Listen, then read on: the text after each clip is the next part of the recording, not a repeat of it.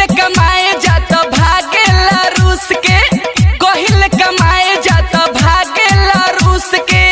कहाँ से खइब तू भर पेटे ठूस के, घर ही कमाए राजा लहंगा में घुस के। कमा राजा लहंगा में घुस के। ये तोरा दैया के हनुमान गियर लगे लहंगा में कोनो फैक्ट्री लगैले है का रे तू? कौन फैक्ट्री? अरे का नाम हो फैक्ट्री के? सियाराम कंपनी के फैक्ट्री लहंगे में तू लगा ले है? साला लहंगा में तो खाली जंगल दिखाई देवेला, ब्लैक ब्लैक कलर के जंगल दिखाई देवेला, तो साला तू लहंगा में कहिए से फैक्ट्री लगा ले समझ ना होते।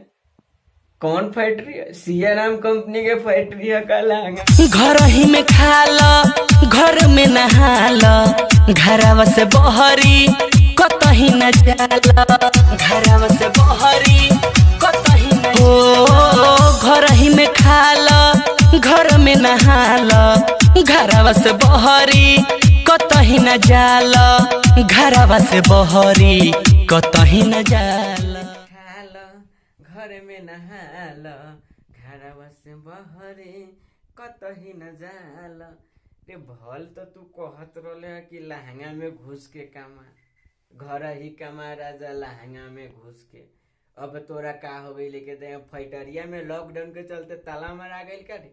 कि कहे लगले घरवा से बहरी कतही न जाला, कि लॉकडाउन तोरो लहंगा में धले, लहंगा में के ताला, लहंगा में ताला मारा गई का कंपनी में तोरा फैक्ट्री में? भल तो तू कहत रहे घर ही कमा राजा लहंगा में घुस के। अब कहत रहे कि घर ही में खाला, घर ही में नहाला, घरवा से बहरी कतही न जाला। का हो गई तोरा? के जगह में घरवा से बहरी बेलगावे लगले तू? अब